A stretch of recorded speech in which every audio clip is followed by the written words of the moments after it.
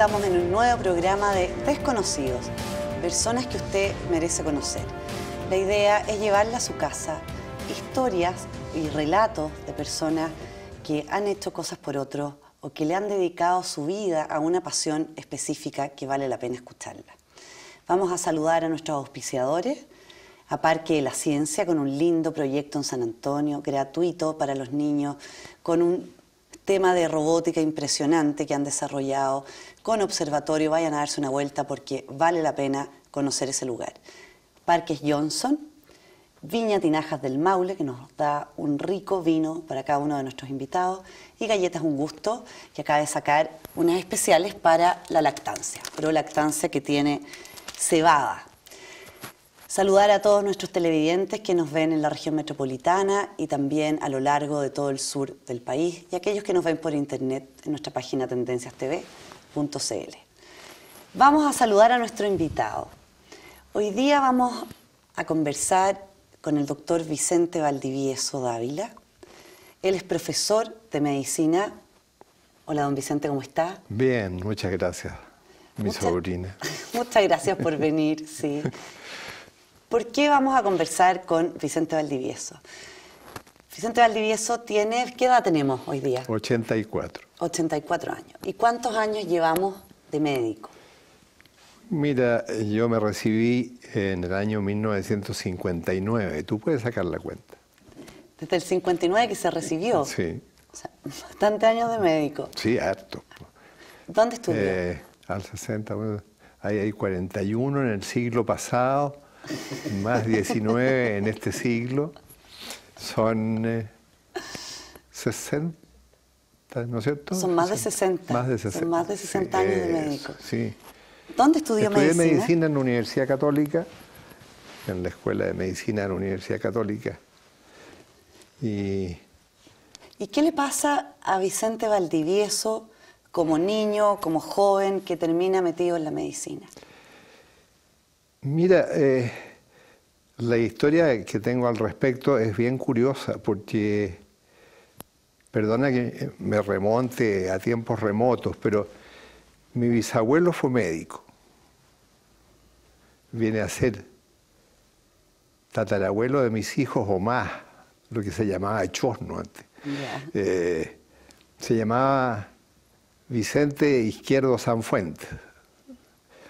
Vicente Izquierdo Sanfuentes quería ser médico desde chico y su mamá consideraba que la carrera de medicina era demasiado poco para él y para su inteligencia, etc. Y entonces él le decía a sus parientes y a sus amigos que en realidad lo que él quería era ser médico y que si estaba estudiando Derecho en ese momento era por imposición de su mamá, que quería que fuera abogado. Por darle gusto a la mamá, así se hacían las cosas en ese tiempo, se recibió de abogado. Yeah. Y se dedicó entonces a estudiar medicina con libertad. Se había ganado su derecho a estudiar medicina. Entonces, estudió medicina en una época en que la carrera en realidad tenía bien poco prestigio por razones bastante obvias, alguna vez las podemos conversar. ¿Cuáles serían? Una, por ejemplo. Mira que no se notaba mucho lo que los médicos podían hacer con los enfermos cuando lo hacían bien. Y se notaba mucho cuando lo hacían mal.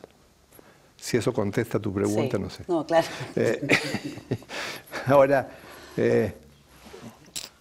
la medicina en esa época fallaba fundamentalmente porque no tenía un fundamento científico. El fundamento científico se lo fueron colocando otras personas después y no se lo pusieron los médicos. El fundamento científico se lo dieron principalmente dos personas. Un microbiólogo, Pasteur,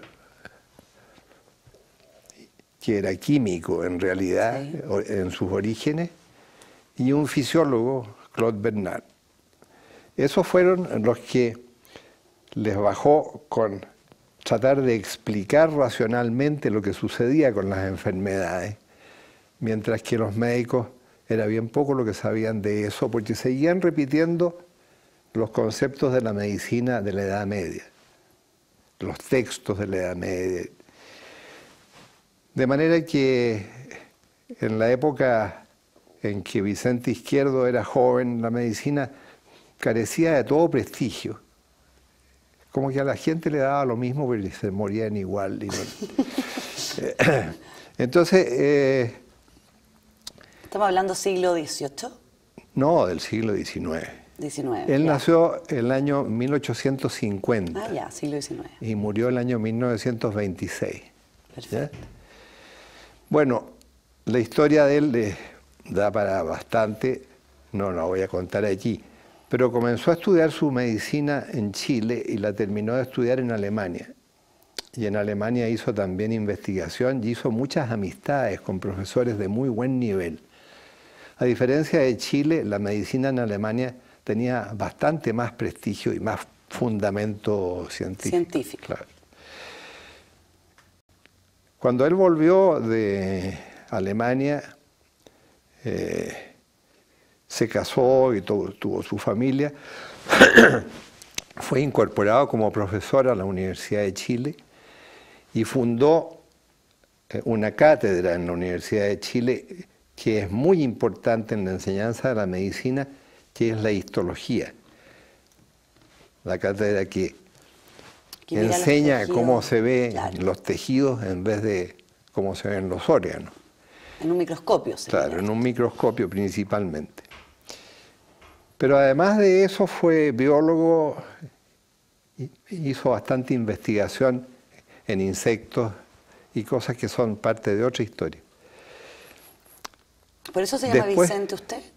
Claro, después de que Vicente Izquierdo tuvo sus hijos, no apareció en la familia ningún médico.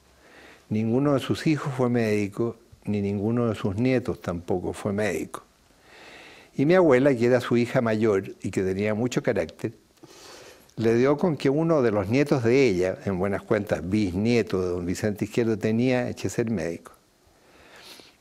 Y según cuentan, y a mí me lo contaron así, mi mamá estaba de unos cuantos meses de embarazo y mi abuela se sentó al lado de ella y le dijo, mira, ese va a ser hombre, el que está ahí, no había ecografía. No, nada. Ese va a ser hombre, va a ser médico y le vamos a poner Vicente, por tu abuela, le dijo a mi mamá.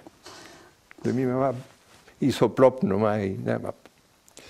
Nació el hombre y le pusieron Vicente. Pero resulta que yo nací el día de San Vicente, el 5 de abril. Entonces, habiendo nacido el 5 de abril en San Vicente, bueno, mi abuela agarró vuelo y no me dejó en paz. Cuando tenía 12 años me regaló el microscopio de mi bisabuelo. ¿Esto fue de sí, chico? Lo tengo todavía, el microscopio es precioso, un microscopio hecho en Inglaterra, binocular, que yo lo supe manejar bastante mal a esa edad, menos mal que no lo destruí, pero lo tengo y es una joya. Me imagino. Que no me oigan los que coleccionan cosas para museos de medicina, porque me lo van a ir a quitar. Entonces, resulta que, como puedes oír, nací como enrielado, así. Era difícil que me pudiera salir del riel ya. Pero le gustaba, me imagino. No me gustaba ni me dejaba de gustar. Yo no sabía a los 12 años qué era lo que estaba en la cabeza de mi abuela. Lo que sí sabía era cómo era mi abuela, eso sí que lo sabía. Entonces, cuando salí del colegio, me presenté a la Universidad Católica para ver si había un hueco para mí ahí y me aceptaron. Era mucho más fácil en esa época entrar a la universidad porque los candidatos a la universidad eran mucho menos en número. Y la gente que quería estudiar medicina iba a estudiar medicina a la Universidad de Chile, que era la única universidad, según decían sus fanáticos, que valía la pena, la Universidad de Chile. La Universidad Católica había nacido el año 30 y yo te estoy hablando del año 51. Ya, o sea, llevan 20 años por ahí. Sí, para una universidad eso es muy poco tiempo. Sí, claro. El asunto es que fui aceptado por los profesores de la Universidad Católica y fui No había uno... que dar prueba de aptitud, ni PSU, ni nada de Había eso. que dar bachillerato. Ya. Y a mí me había ido en el bachillerato bien. Para ser franco, bien regular. El máximo que tú podías sacar en el bachillerato eran 35 puntos. Ya. Y yo saqué 25. Ya, sí. Bien regular, ¿no? Entonces, pero entré a medicina y la Universidad Católica me dio todas las facilidades para que yo pudiera estudiar. Y ¿Se pagaba la universidad en esa época? en esa época se pagaba una cosa que se llamaba matrícula. Ya. Pero mi papá no pagaba matrícula porque mi papá era profesor de la universidad y hacía clase en agronomía. Ya. Y llegó a ser decano de agronomía. Entonces a nadie se le habría ocurrido que me cobraran la universidad. Y eso se daba con frecuencia también. La universidad vivía principalmente de donativos, de gente generosa que ayudaba a que creciera. Suponte tú, para que la universidad hiciera un hospital y ese hospital que está en Marcoleta se pudiera llevar a cabo. Bueno, hubo muchas familias que regalaron, por ejemplo, una cama. Entonces le ponían una plaquita a la cama con el nombre de la persona que la había regalado. ¿Así? Sí, así.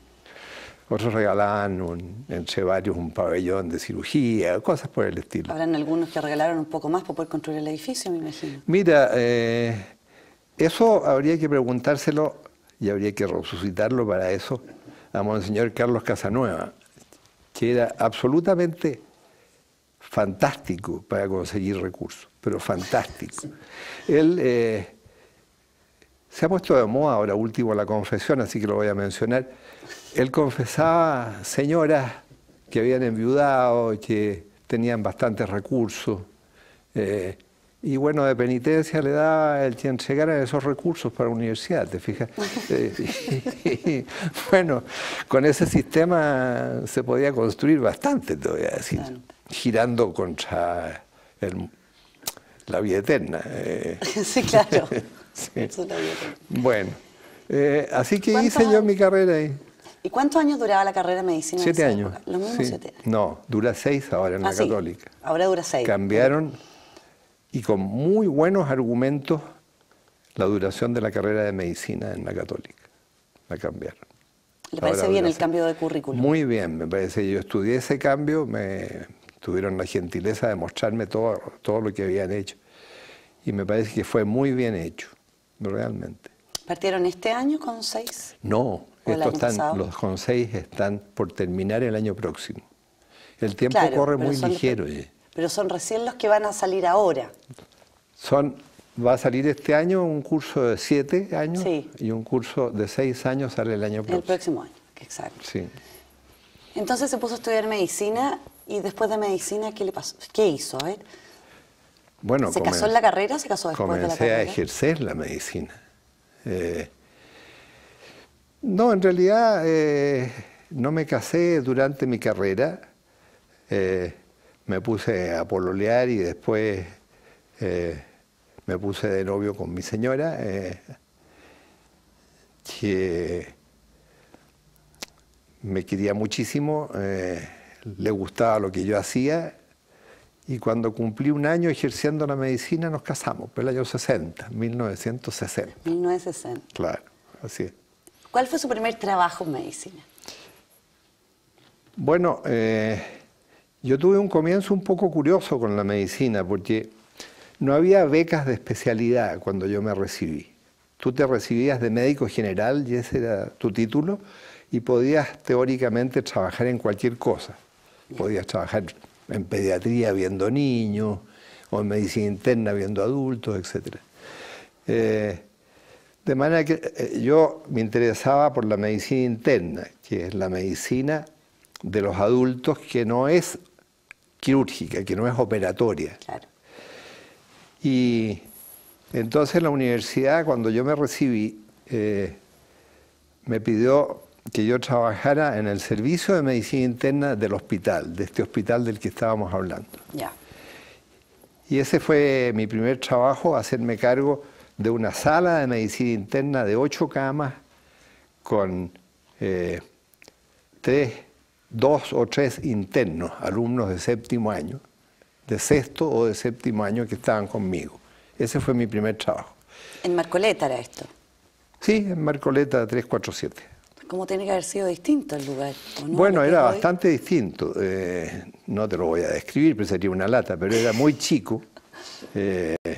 Y lo que tenía era una mezcla de cosas. Por ejemplo, la enfermería estaba a cargo de religiosas, de una congregación de religiosas, y las enfermeras que no eran religiosas eran la excepción.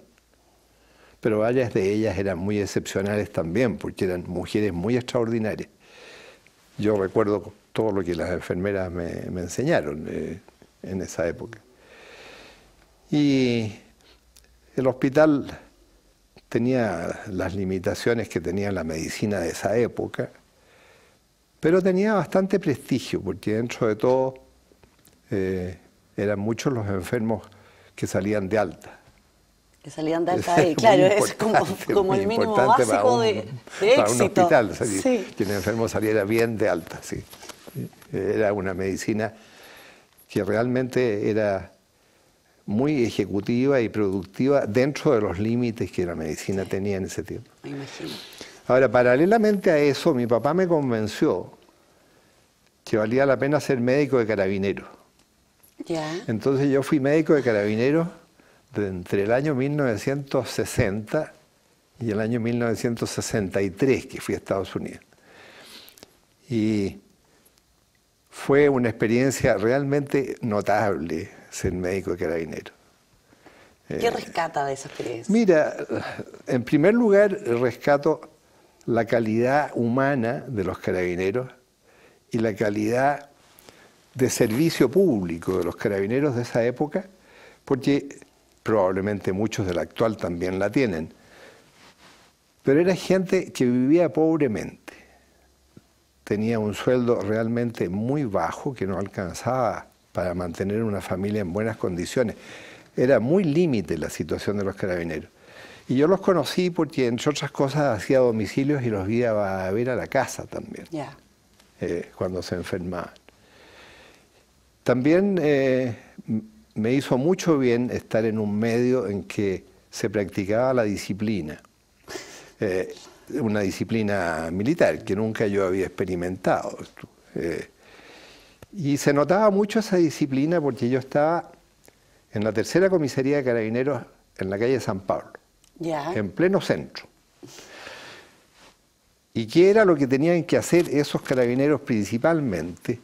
Tenían que manejarse con las manifestaciones de la época, que eran de toda clase, eran gremiales, estudiantiles, de todo, había de todo. Entonces, los carabineros lo único que no querían era participar en el control de esas manifestaciones. No porque tuvieran espíritu público, sino que porque les daba temor. Igual que ahora, mantener el orden en una manifestación callejera es un problema. Y los medios con que contaban ellos eran bastante primitivos. ¿Ves tú? Una luma o algo así. Claro, así que no faltaba de vez en cuando el carabinero que se enfermaba bruscamente de un día para otro, cuando se acercaba una manifestación. Y yo veía que mi consulta se llenaba en esos casos. Y recuerdo una historia, para ser breve, de un carabinero que llegó con un intenso dolor abdominal, muy intenso, y que yo le leí en la cara, y en la cara de mi ayudante, el enfermero que me ayudaba, que la cosa no iba por el lado de la verdad, sino que más bien por la imitación.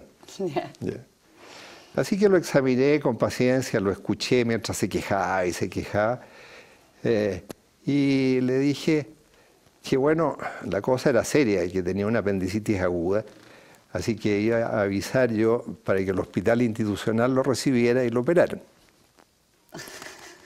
Silencio.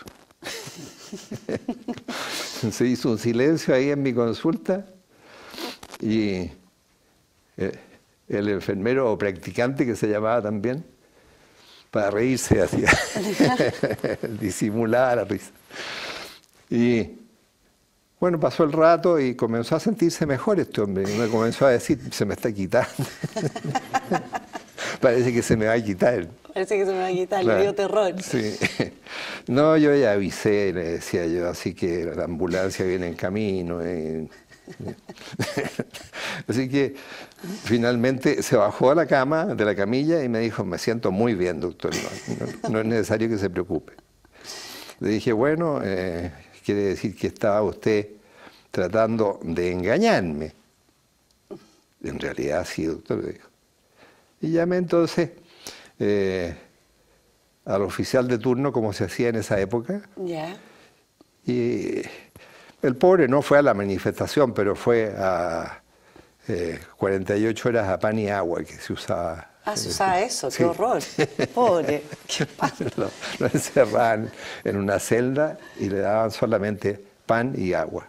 Se había cometido un delito así. Y después de trabajar en Carabinero, ¿Sí? se fue a Estados Unidos entonces. Sí. ¿Y qué se fue a hacer allá? Mira, yo tenía había juntado una suma de antecedentes que me permitían ganarme una beca allá. Y me gané la beca de lo que se llama allá el National Institute of Health, que es el Servicio Nacional de Salud, en buenas cuentas. Ya. En la Universidad de California en Los Ángeles. ¿Se fue con su señora? Me fui solo primero, lo que fue bastante desastroso, porque un hombre solo que tiene que arrendar un departamento, que se lo entregan sin muebles casi o muy poco, pero sin las cosas elementales. No te voy a contar todo lo que sufrió mi señora cuando llegó, porque llegó con 2 niños que ya habíamos tenido, y ella embarazada de la tercera. Me imagino. Y yo no tenía ni sábanas, pues. Así que fue una cosa bastante dramática. ¿Cuántos años vivió ahí? 2 años. 2 años. Sí, estuve becado 2 años. Trabajaba en la mañana en laboratorio, haciendo investigación, y en la tarde iba al hospital de la Universidad de California y ahí veíamos enfermos con mis profesores. Yo tuve muy, muy buenos profesores en la Universidad de California, tanto en investigación como en clínica, viendo pacientes. Sí. ¿Cuál es el recuerdo más lindo que tiene de ese lugar? ¿O de esa vivencia? De esa vivencia, salir en carpa de vacaciones con mis hijos, incluida la que nació allá, que salía en una cosa que se llamaba en esa época un Moisés. Claro, un Moisés. ¿Existen todavía? Sí, existe. ¿Tú sabes por qué se llaman así? Me imagino porque habrá sido parecido a donde metieron a Moisés. Así es, para que el río se lo llevara y no se ahogara. Claro.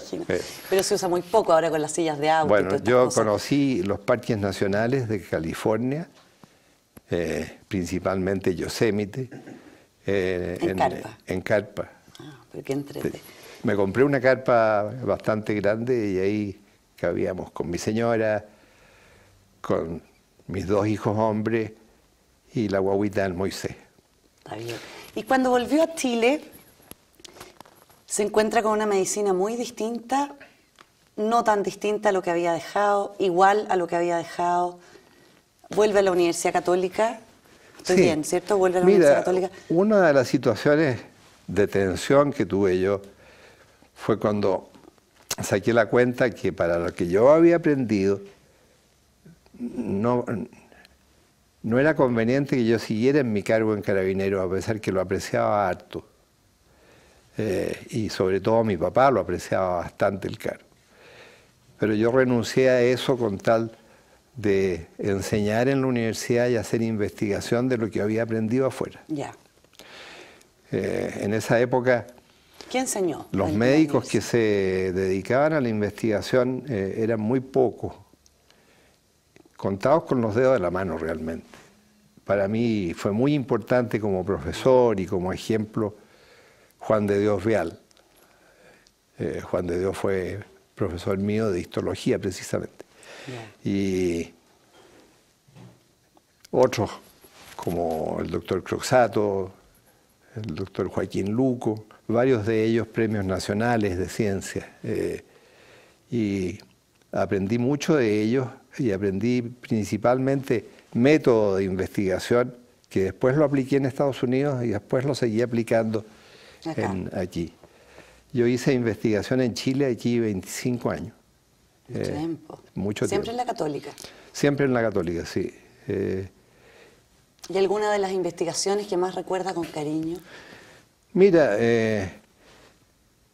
Chile es un país que es campeón en muchas cosas en el mundo y sigue siendo campeón en enfermedades de la vesícula. Es el país que tiene más casos, más enfermos y enfermas principalmente que tienen cálculos vesiculares. Y yo lo que hice principalmente de investigación fue estudiar los mecanismos que explican el origen de los cálculos en la vesícula biliar. A eso dediqué gran parte de mi tiempo de investigación, tanto en animales de experimentación, en ratas, que no me oiga la juventud actual porque probablemente me va a matar, porque yo trabajé muchísimo con ratas.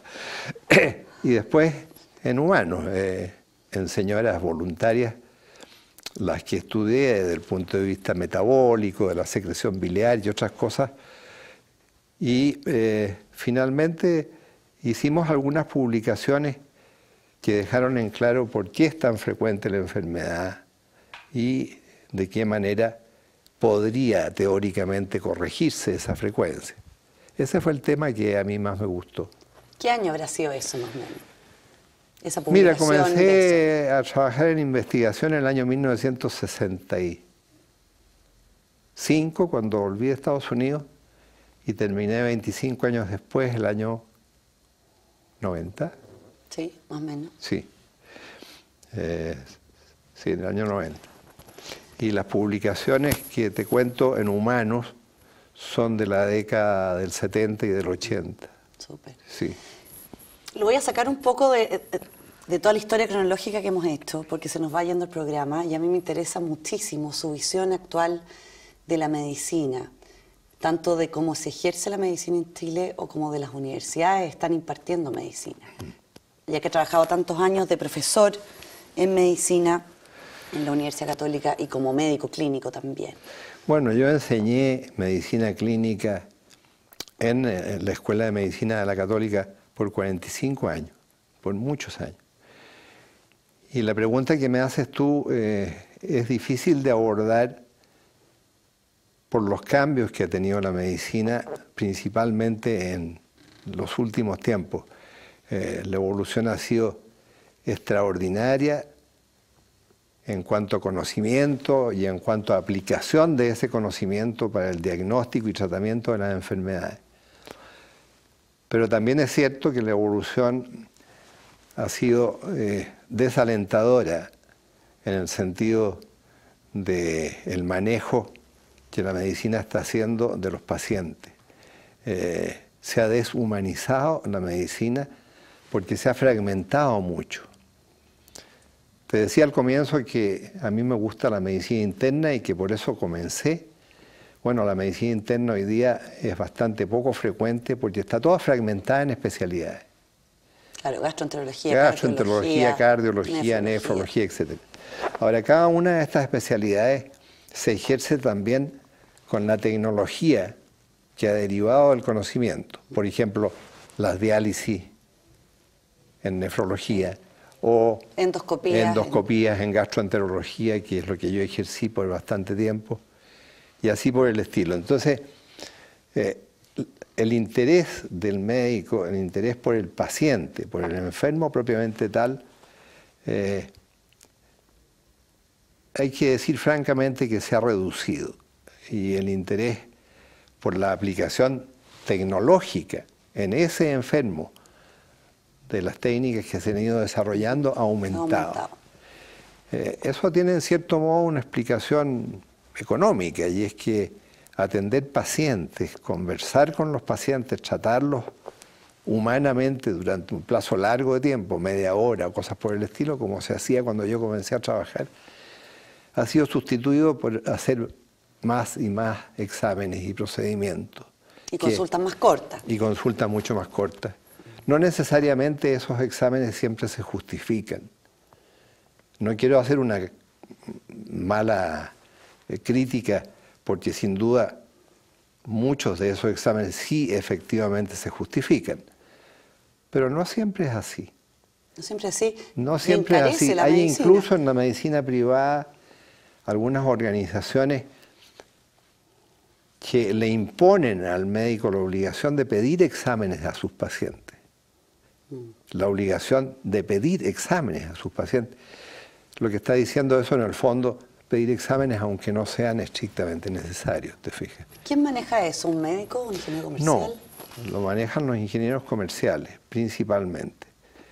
El rol de autoridad en el ejercicio de la organización de la medicina, el médico lo ha perdido de hace mucho tiempo y lo ha pasado eso principalmente a manos de economistas, sí. Sí. Tenemos que cerrar el programa porque ya se nos fue la media hora completa. Yo seguiría conversando mucho rato más. Pero para cerrarlo, esa es la cámara. Sí. Mándenle un mensaje a sus hijos, a su señora y a sus nietos. Sí. Aprovechemos el programa. Mira, a los 84 años lo único que le puedo decir yo a mis hijos y a mis nietos es gracias, porque me han hecho muy feliz. Porque lo que ellos han intentado hacer, cada uno en su trabajo y en su especialidad, lo han hecho bien. Porque las familias que han formado se encuentran en muy buenas condiciones, son estables, y principalmente porque tuve un bisnieto. ¡Ay, qué emoción! Vamos a darle cariño. Soy bisabuelo yo, y entonces aprovecho de mandarle un abrazo a ese mi bisnieto de 6 meses. Gracias. Sí, vamos a mandarle. Y a los alumnos de medicina o a los futuros médicos que se están recién ejerciendo, siendo egresados en este momento, ¿qué les diría? Sabes que me gustaría mucho que reflexionaran más alrededor del tema del enfermo como persona, de sus derechos, de sus valores y especialmente de lo que los enfermos más sienten y más necesitan. Los enfermos muchas veces tienen una sensación de impotencia y de temor frente a los síntomas que están teniendo y necesitan a una persona que se entienda con ellos, que sepa más y que principalmente les rebaje esa tensión, les disminuya la ansiedad y les haga lo justo y necesario para que se sientan tranquilos y sepan, en la gran mayoría de los casos, que su vida va a seguir, que se van a mejorar y que vale la pena la medicina. No es la sensación que yo tengo que está predominando hoy día. Entonces me gustaría mucho que los alumnos, si quieren ser buenos médicos, tengan su centro en el enfermo y tengan su actuación principal en el enfermo como persona. Muy bien. Muchas gracias, Vicente Valdivieso, profesor de medicina, médico, gastroenterólogo, que tuvimos hoy día aquí en el programa. Un gusto, un lujo, la verdad, para mí poder conversar con usted. Y nosotros nos encontramos en otro programa de Desconocidos, personas que usted merece conocer. Agradecemos a nuestros auspiciadores, Viña Tinajas del Maule, Parques Johnson, Parque de la Ciencia y Galletas Un Gusto. Chao, nos vemos.